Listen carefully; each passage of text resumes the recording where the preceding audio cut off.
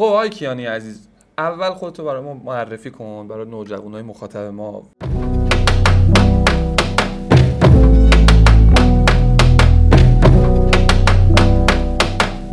و بعدش بگو دلیلش چیه که اولین گفتگویی که ما میخوایم با هم دیگه داشته باشیم راجع به موضوع جنجالی و عجیب و غریب پورنوگرافی واقعا انقدر همه‌گیری داره که مثلا شما بخوای راجع به پورنوگرافی برنامه بذاری بچه‌ها بشینن ما رو نگاه بکنن. راجع به این یه توضیح بهمون بده. بسم الله الرحمن الرحیم. سلام عرض میکنم خدمت شما و همه مخاطبین عزیز.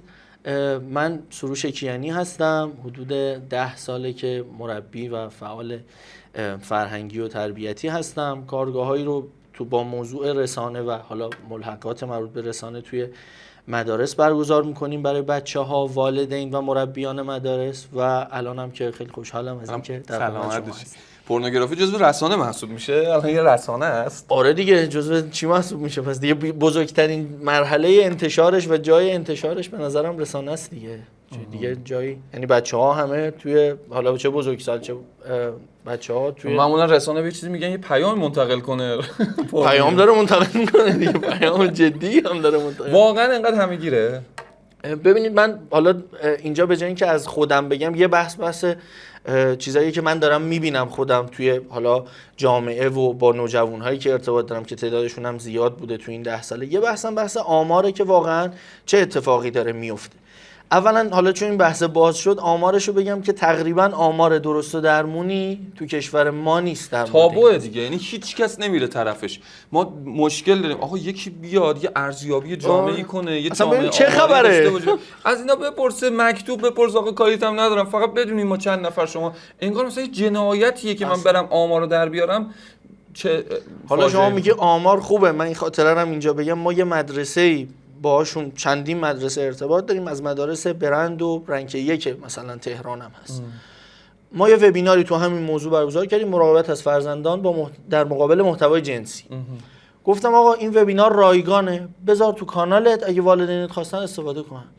یه خورده نگاه کرد و گفت ببین اگه یه ذره عنوان بهتری میزدی میتونستم بذارم. من هی این پوستر رو نگاه کردم، عنوانش عوض کنیم مگه ماهیتش فرق میکنه؟ اصلا همین دیگه. من هی نگاه میکردم ببینم که آقا این عنوانه چه ایرادی کجاش. گفتم ببخشید میشه به من کمک کنی آقای مسئول مدرسه، کجاش مشکله؟ و این کلمه جنسی رو زدی، من الان بده بذارم توی کانال والد.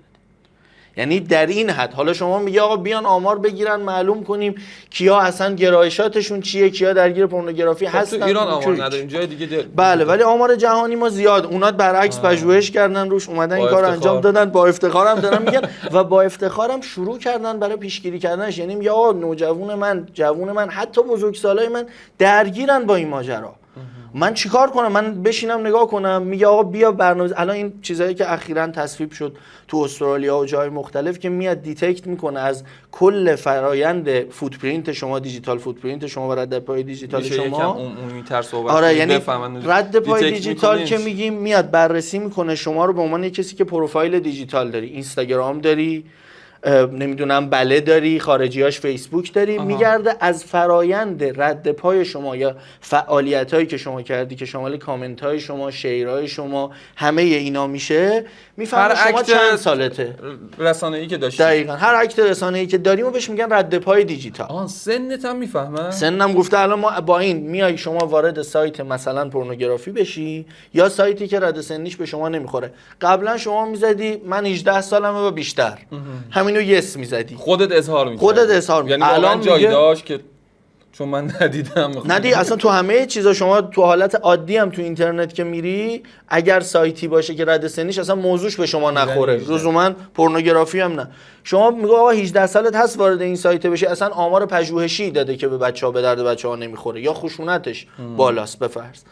میگفت آقا این اینستاگرام اینا اولی که آره دیگه ازت میپرسن اصلا داره دیگه، چون اینا همه اونا رده‌بندی سنی واسش گذاشتن. شما تو اپل استور که میری یا مثلا گوگل پلی که میریم، یا آقا اگر بالای 15 ساله‌ای مثلا این نرم افزار مناسبت، رده‌بندی سنی داره.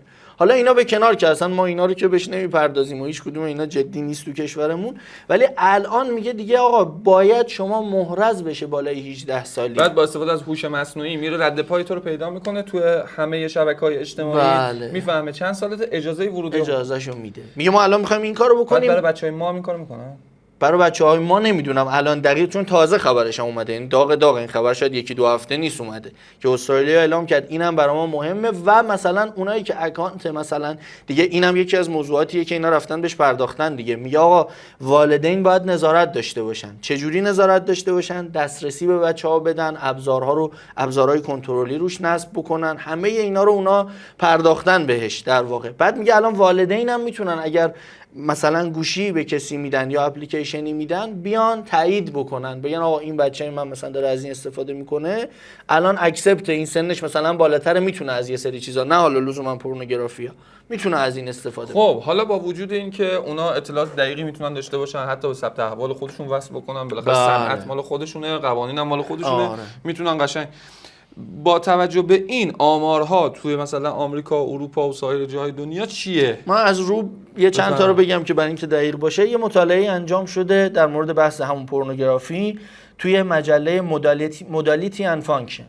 این مجله اومده میگه آقا در میان بزرگسالان ایالات متحده، یعنی سن دیگه 18 سال به بالا، هم 91.5% از مردان و 60% از زنان گزارش دادن که در ماه گذشته حداقل از یکی از مدیاهای پورنوگرافی، یعنی تصویر، ویدیو یا متن، استفاده کردن و مشاهده کردن. 91.5 خیلیه، خیلی آمار عجیبیه. یعنی اصلا ما کتاب نوشته شده تو این زمینه ها دیگه، مثلا این کتابی که جدیداً منتشر شد به اسم ملت دوپامین که یه روانشناس تو حوزه اعتیاد کار میکرده، اصلا ایشون، این خانم آنا لمکه، تو حوزه اعتیاد کار میکرده، بعد اومده برگشته میگه آقا من دیگه دیدم انقدر این دوز اعتیاد دیجیتال که یکی از مهمتریناش اعتیاد به پورنوگرافی زیاد شده، کیسایی که دارن به من رجوع میکنن، اومدم این کتابه رو نوشتم.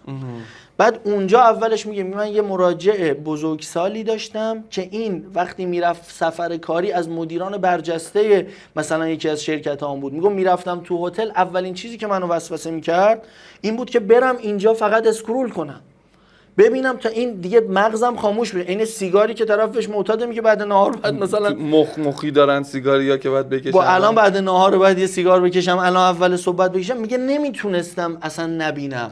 یعنی میتونیم بگیم این 91% معتاد شدن، اعتیاد پیدا همینو میگه دیگه. و میگه اصلا از یه جایی به بعدم مسئله جنسی نیستا که مثلا ببینه لزوما و بخواد مثلا خود ارضایی بکنه یا مثلا عمل جنسی رخ بده، نه، میگه اصلا اعتیاد داره فقط اسکرول کنه اینا رو تعداد بیشتری ببینه، چون اون دوپامین مغزه اینجا داره، اون اعتیاده داره برطرف میشه. و مثل کسی که از دوز پایینی از مواد مخدر استفاده کرده دیگه اقناعش نمیکنه، هی همینطور میره بالاتر یا مواد سنگین‌تری رو. و این صفحات هم همینطوری طراحی شده که شما هر چی اسکرول میکنی، آقا میخوای لود مور بیشتر لود بشه، تو اینستا هم همینه، پینترست هم همینه. اینو اصلا بررسیشو که کردن، مستنداش هم ساخته شد توی آمریکا و کشورهای دیگه، این بود داستانش. میگه آقا این طرف اصلا مغزش میگه دوپامینه رو با این ترشح کنه، میگه برو پایین بقیه‌اش هم ببین، برو پایین یه مدل دیگه هم ببین. خب اینجا یه سوالی پیش میاد، این که من با خودم میگم 90% مردم آمریکا دارن از این استفاده میکنن، 91% مرد. البته این گفته تو ماه گذشته یک بار، یعنی مثلا اینا میخواد بگه که آقا اینا هم بالاخره یه جایی گیر این دامه میافتن.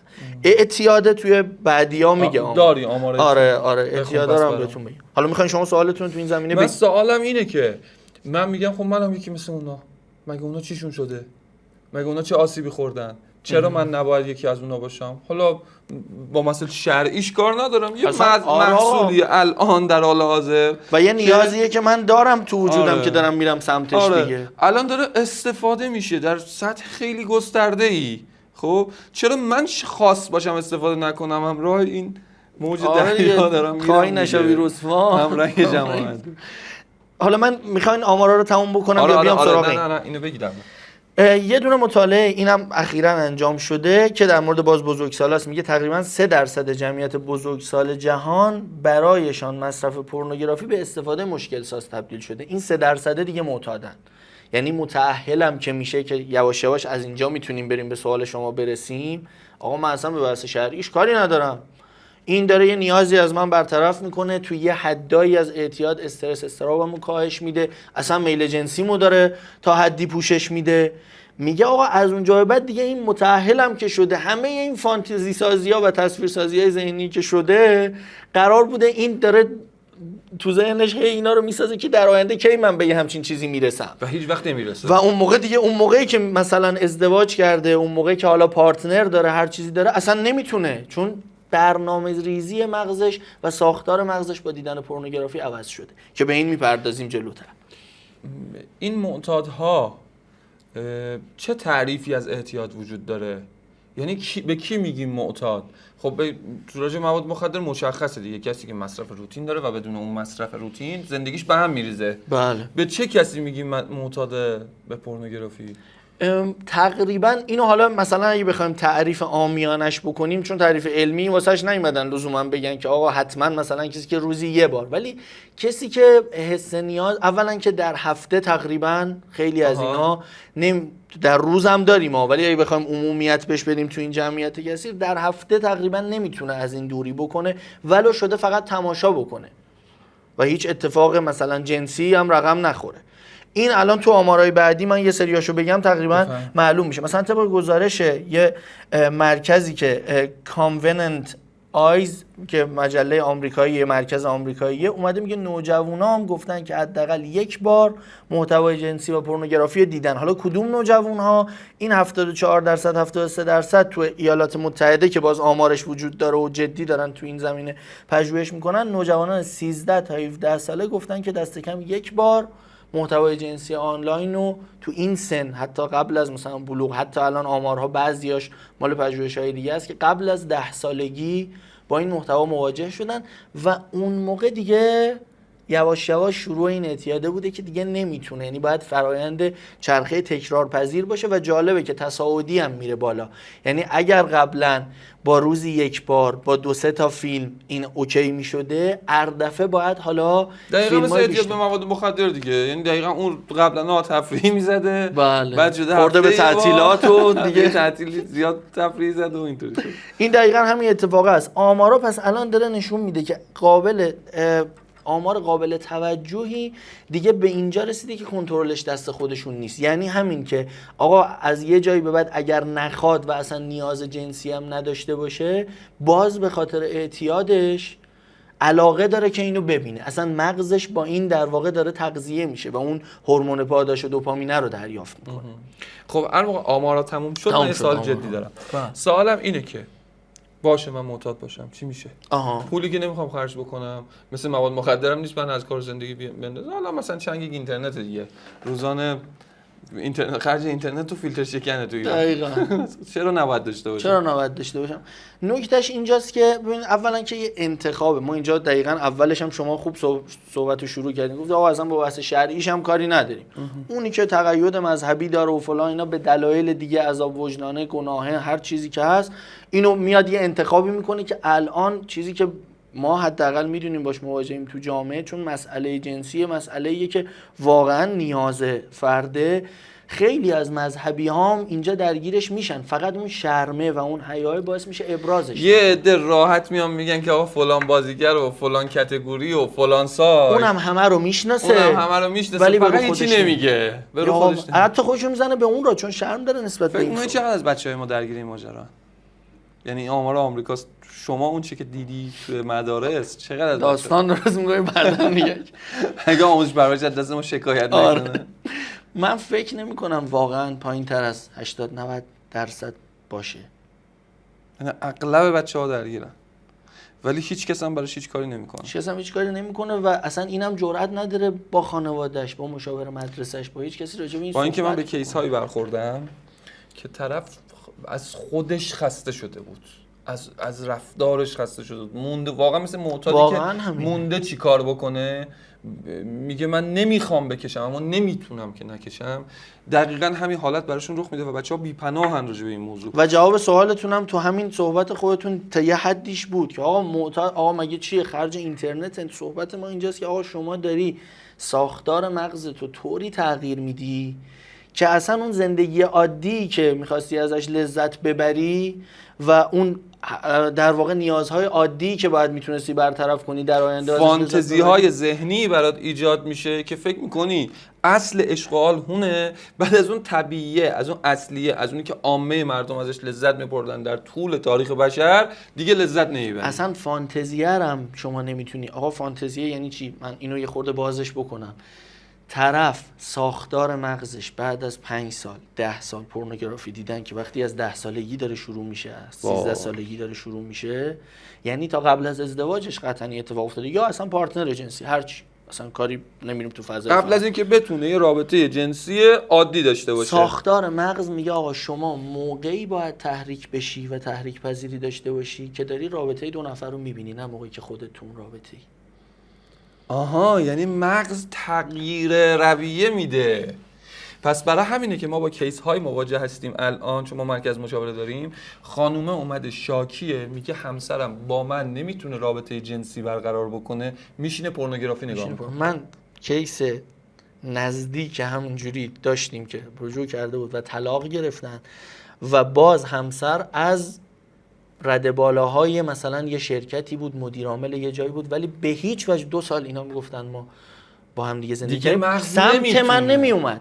فیلم میشه ولی سمت من نمی اومد. یعنی تو فقط فیلمو میبینی تو گوشید ولی حی و حاضرش که اونجا هستش نمیتونی بری استفاده کنی. چون ساختار مغز به هم ریختی. یا حداقل میگه اون فانتزیه و اون اصلا تو فضای بیرونی وجود نداره، یعنی مگر اینکه آقا یه کیسی که اونم مثلا دیگه کامل تو این فضا بوده 10 سال. خب میتونی راجع به این توضیح بدی یعنی چی؟ یکم واضح. ما صدا سیما نیستیم دیگه، میخوایم بچه‌هایی که راجع به چی دقیقاً مخاطب ورنا هستن راحت صحبت کنیم. یعنی چی که یه چیزی هستش که در دنیای طبیعی وجود نداره؟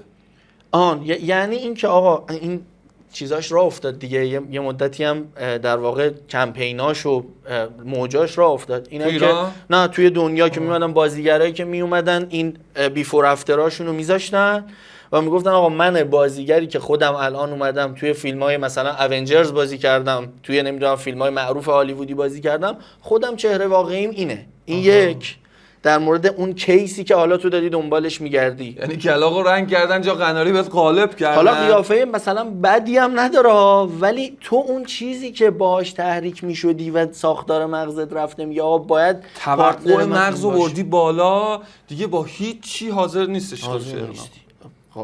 این یکی از ابعادشه که اینو میگه. دوم آقا اون چیزایی که شما داری تو فیلم‌های حالا هالیوودی با صحنه یا نه فیلمایی که اصلا کامل موسوم به پورنوگرافی و صحنه سریع جنسی داره، میگه خب دیگه من اگر بخوام خودم یه روزی ازدواج کنم یا با پارتنرم رابطه داشته باشم، توقعش از نظر زمانی اینه، از نظر مدل رابطه اینه، همه این چیزهایی که من دارم تو این فیلم‌ها میبینم یه روزی باید بتونم اجرا کنم، چون مغز تفاوت این واقعیت و خیال رو نمیده دیگه. اونجا میگه آقا من باید، پس منم یه همچین چیزی در انتظارمه، ولی موقعی که به اون میرسه میبینه که نه اصلا چنین چیزی وجود نداشت. و این مغزه حالا مجبور آدم هایی که شما قطعا مراجعه داشتیم، ما هم داشتیم، که میاد میگه آقا من حتی اگر میخواستم با همسرم هم رابطه داشته باشم باید با پورنوگرافی یا باید فیلم تحریک میدیدم میشدم، یا باید اون صحنه‌ای که دیده بودم و از همه بیشتر تو ذهنم جذاب بوده و باش ارتباط داشتم، به قول امروزی هم کراش من بوده، بچه‌های امروز اونو تصور کنم تا تو این رابطه بتونم تحریک بشم. حالا یه اتفاقات جالبی هم این وسط میفته. یک اینکه به شدت ضد زن این قصه، یعنی واقعا یک ما تو مراجعین خودمون کسایی داریم که توقعاتی از همسرش داشته که آقا اصلا این تفلک با این ساختار نمیتونه ارتباط برقرار بکنه. یا من همین چند روز پیش یه کیسی داشتم میگفت من به حدی در سکس دچار خشونت میشدم از طرف همسرم که دیگه اصلا شهوت درش مرده بود. یعنی شما ممکنه در آینده بابت این پورنوگرافی که داری نگاه میکنی ظلمی به خانومت بکنی که زندگیت از هم بپاشه و اگر این ظلم رو نکنی فکر میکنی به اون درجه ارضای ذهنی که قبلا به خودت ظلم کردی. فکر میکنی نمیتونم برسم، پس چرا اونا اونطوری بودن منم باید همون کارا رو کنم، همون سطح خشونت، همون سطح و حالا و عوض کردن هایی که یا پس این منو و طلاقایی که اتفاق میفته که یا پس حتما مشکل از اینه. یا مثلا طرف میگه ما 2 سال طرف رجوع کرده بود به ما، 10 سال بعد از ازدواجش اومده بود و میگفتش که آقا من الان تا الان اگر بچه دار هم شدم از طریق IVF و مصنوعی بچه دار شدم، چون ما نمیتونستیم رابطه برقرار کنیم. یعنی آقا توان جنسیش از دست داده بود یا تحریک نمیشد؟ نمیتونست، اصلا به رابطه نمیرسید به خاطر همین بازسازی مغز و عوض شدن. یارو بعد 10 سال اومده. یعنی شما ببین میگه آقا چه ابعادیو داره زیر سوال میبره، اعتیاده، ضربه هایی که به مغز میزنه، کاهش تمرکز و اینا، میگه آقا ایراد نداره، میارزه به لذتش. میخوام کاهش تمرکز پیدا کنم، نقص تمرکز و توجه پیدا کنم، ایرادی نداره. یعنی میشه اینو بگی بعد بری سراغ بعدیش؟ یعنی چی؟ یعنی میگه آقا من از موقعی که معتاد شدم به این اصلا دیگه نمیتونم رو هیچ کاری که حتی قبلا علاقه هم داشتم، نه درسم لزوما که دوستش ندارن بعضیا و نمیخواد، من میخواستم یه کار جذاب کامپیوتری انجام میدادم، میخواستم استریمر بشم، میخواستم هر چیزی بشم، دیگه اراده انجام دادن اونو ندارم، اراده‌ام که میکنم توجه نمیتونم بهش بکنم، چون ذهن یکی از چیزایی که یاد گرفته اینجا پراکندگیه دیگه. برو از اینجا برو اونور، از این فیلم برو اونور، از اینستاگرام، اون بلایی که اینستاگرام سرمون میاره. ولی چون لذت عمیق‌تری رو شما توی پورنوگرافی تجربه میکنی، اثرش هم عمیق‌تره دیگه. چی باید بگه؟ کتاب نوشته کسی که تو حوزه مغز کار میکنه، میگه اثرش 2 تا 3 برابر کوکائینه. وای، تازه کوکائینی که طرف مواد مخدرهایی که میگن ترک نمیشه. پیور طرف مثلا گرون یه چیز خفن داره میزنه که مثلا بهترینش هم مثلا میگه حالا از نظر جنسایی که حالا نوشتن هست، ما که تجربهشو نداشتیم، ولی میگه از این 2 تا 3 برابر این بالاتر. پس داشتی میگفتی که حتی اگر کسی عطا تمرکز و توجهش هم به لقب پورنوگرافی ببخشه، به جهنم میارزه، ولی فردا همون لذت جنسی رو دیگه نمیتونه یک مرحله اول لذت جنسی رو نمیتونه تجربه بکنه. 2 آقا یه نفری که علاقه‌منده، مثلا حالا بعضی هم سبک زندگیمون این نیست که همینم رسانه تغییر داده که آقا اصلا بچه می‌خوایم چیکار، ولی حالا یه کسی که علاقه‌منده به خانواده، بچه دوست داره، اصلا طرف میگه آقا من نمیتونم بچه دار بشم. زنت کمیه، یعنی واقعا نمیتونی دیگه، از دست رفته اون مرد، هیچ چیش نمیمونه. مردی که بعد برو IVF که مثلا یه بچه‌ای که حسرتت واضح بهتون بگم بچه‌ها، مردی که تو رابطه زناشوییش با همسرش کم بیاره، هیچی از شخصیتش باقی نمیمونه و ادامه خودارضایی، تکرار خودارضایی، کثرت خودارضایی به واسطه پورنوگرافی شما رو به این روز میندازه و انداخته دیگه. نمونه‌هاش الان داریم، یا کیسه اومده 2 سال اومده و بعد حالا باید چیکار کنی؟ این چند ساله که این کارو انجام دادی، حالا باید بیای بازسازی مغز رو از اول بیای به مراجعه، به مشاوره رجوع کنی. امکان پذیره؟ خیلی سخت. ولی مثلا ما یکی از دوستانی که تو همین زمینه کار میکنه و کیسش رو داشت، پروندهش رو تعریف میکرد که میگه 2 سال بود، 10 سال قبلش اعتیاد به پورنوگرافی داشت و بعد از 2 سال اومد پیش ما، 2 سال بعد از ازدواجش که میگه آقا من هیچ رابطه جنسی نمیتونم برقرار بکنم. بعد 2 سال اومد، ما جلسات درمانی رو شروع کردیم، به مرور چند سال طول کشید، چند وقت پیشا دیگه ما تونستیم بگیم که اولین رابطه جنسیش رو تونست برقرار کنه و یواش یواش این ساختار ذهنی رو تغییر دادیم. مثل بینایی که میره با چاقو خودشو کور میکنه. حالا برو دیگه چیکار می‌خوای؟ یک قوای خودت رو از دست میدی بابت چیزی که تو اصلا دیگه همون قصدی هم که داشتی که بهش برسه یه نقض غرض صورت میگیره. تو اینو میدیدی که بتونی لذت ببری ازش، بعدن این رو خودت تو زندگیت داشته باشی و این لذت رو بیاری استفاده بکنی ازش، الان کامل نقض غرض صورت گرفته و نمیتونی این کارو انجام بدی. و حالا دخترهام این وسط دارن الان اولا فانتزی سازیایی که شد 2 طرفه شد، این قبها رو یواش یواش شیکون که آقا مثلا حالا اینجا گفتیم سریع میتونیم صحبت کنیم دیگه. آقا ما اصلا اصلا مسئله‌ای به اسم پرده بکارت مثلا قفل نیست، باقی نمونده، چیزی نیست که قبحی نده، مگه چیه؟ و این رو مثلا چون من این چیزی که دارم میگم فقط باز نمیگم خارجیش، یعنی چندین نفری که نوجوان و جوان اومدن با ما نشستن صحبت کردن، در دوریل کردن که آقا دختر 16 ساله، دختر 17 ساله، دختر 20 ساله که اون خودش اولا به ما پیشنهاد داده به واسطه فانتزیایی که ساخته شده که خیلی هاش هم عاطفی بوده، لزوما جنسی هم نبوده، و الان دختر 16 ساله، 17 ساله، 20 ساله، حالا این کثرتش زیاد نیست بگم آقا مسئله رو بغرنجش کردی تو کل ایران اینه، نه اینطوری نیست، ولی داره شروع میشه روندش. آخه دخترها معمولاً محل گیر افتادنشون تو رابطه سکس نیست، رابطهشون محل گیر افتادنشون تو ارتباط عاطفه است. البته بهتر بگم نبود چی ساخته شد، یعنی یه چیزی تو پسرهام شاید انقدر بولد نبود که عوض بکنیم، ولی اومد هی داره ساخته میشه. یعنی داره میگه آقا تو هم این که مثلا فیلمایی ساخته بشه که آقا چرا پیشنهاد از طرف تو باشه ایراد داره، و اینو هی داره از بچگی نشون میده. این که اصلا تو خودتو بیای خودت هم بری اینو بگی تو این زمینه محدودیتی نه ایراد، یه اتفاق جسمیه. مگه طرف نباید تو رو بخواد خودت بخواد؟ آقا تو قبل از یارو میگه طرف پدر مادرش هم از یه جایی حالا پدر که نه مادر میگه آقا مادرم مشکلی با این قضیه نداره. چرا؟ چون میگه آقا این یه چیز جسمی، این تعیین نمیکنه ارزش تو رو.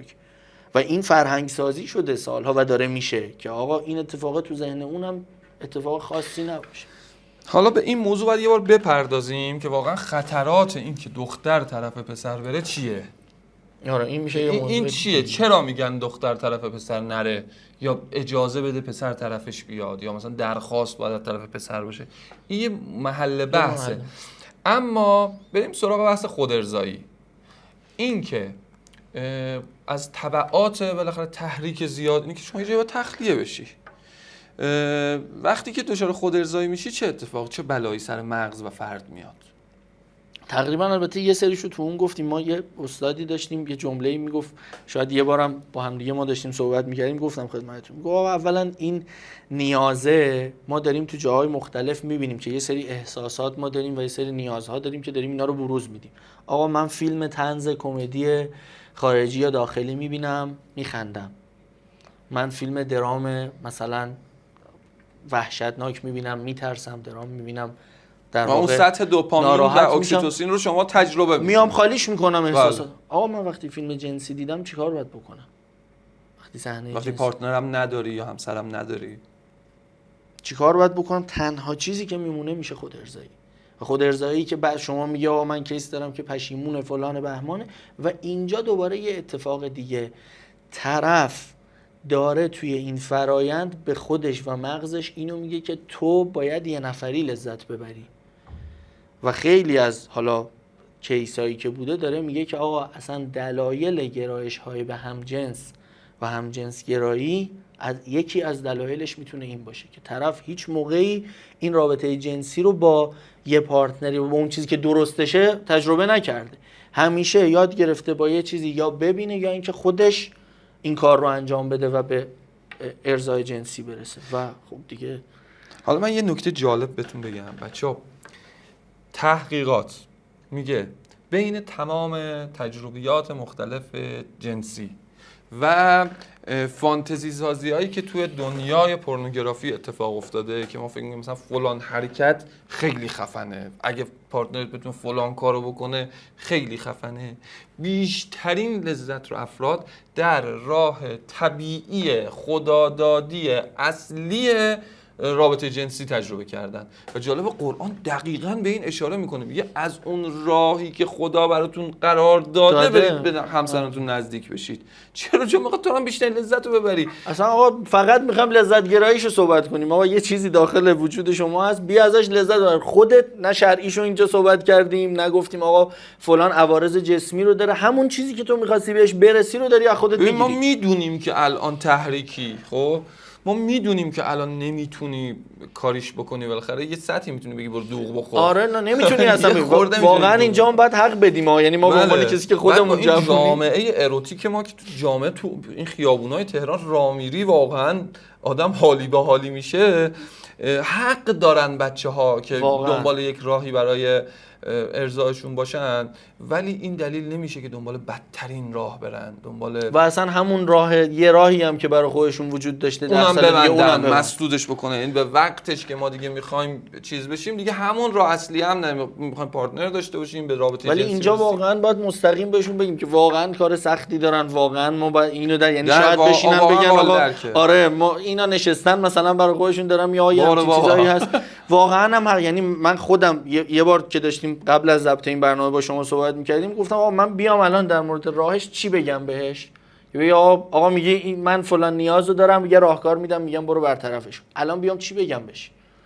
بگم به قول شما فقط برو دوغ بخور، برو ورزش کن؟ خب این تا یه جایی اوکی، ما داریم این ببینید دانستن این موضوع و آگاهی داشتن بهش یه جایی یه حدی از خودداری رو به بچه‌ها میده و دارن تلاششون رو میکنن، ولی واقعا هم باید بهشون حق داد که با این جامعه با این ما بابا زمان ما پیش نمی اومد، اصلا الان به یه جایی رسیده طرف اگر نخواد ببینم براش پیش میاد. بله و خب این دیگه واقعا حق داره. سطح وسیع استفاده از فیلتر شکنان. حالا ما بدآموزی داره، یه سری چیزها رو اصلا نمیشه، ولی دسترسی هایی که اومدن ایجاد کردن، اپلیکیشن ایجاد کردن واسه اینکه طرف بتونه آقا الان دسترسی نداری، حالا میخوای ولش کنی این بچهای ما اصلا نباید بگی یزای الان یه جونه آره دیگه اصلا نباید، نه واقعا هم نباید بپسن، ولی خیلی اوضاع. ولی عرضم خدمت شما سوال اینه که چطور خودشونو چند تا راه حل میتونید بدید که بچه‌هایی که گرفتار این ماجرا هستن چه کارهایی میتونن کنن، یا میخواین بذاریم به جلسه بعدی مفصل راجبش بحث آره کنیم؟ به نظرم اگر فکر میکنید باید یه جلسه کامل بذاریم واسه راهکارا، برای اینکه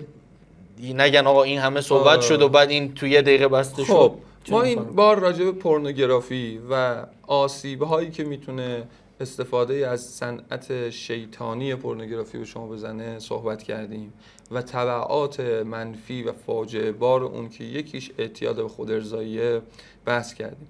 جلسه بعدی این قول رو بهتون میدیم که انشالله بشینیم راجع به اینکه چه راهکارهایی وجود داره، چطور میشه یه خورده خودمون رو کنترل بکنیم، از این فضا فاصله بگیریم، صحبت کنیم. یه نکته رو شما اینجا چون گفتین الان این صنعت راجع بهش صحبت کردید، فقط بگم که تو همین اپیزود در واقع بسته بشه، شاید خیلی اینم جزء چیزایی که گفته نشده، این صنعت در واقع پورنوگرافی که زمان ما میگفتن آقا درآمدش اصلا نمیفهمیدین، فکر میکنن مثلا مخاطبین ما یه صنعت چند میلیون دلاریه. شما حدستون چیه؟ نمیدونم، خیلی فضای دارکیه.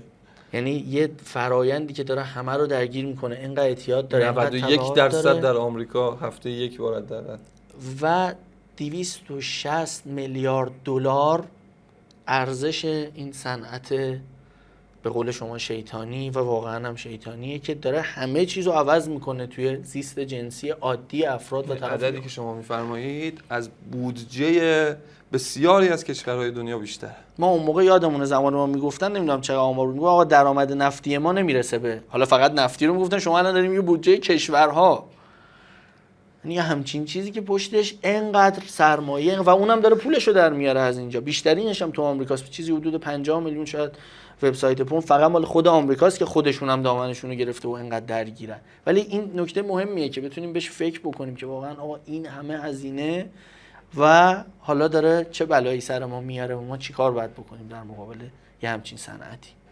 ممنون که تشریف آوردید و وقت گذاشتید. ان شاءالله بتونیم این جلسات رو ادامه بدیم و به بچه‌ها ان شاءالله امیدوارم که مفید بوده باشه برای بچه‌ها و بتونیم یه کمکی توی این حوزه بکنیم. ممنون از شما و خدا نگهدار. خدا نگهدار.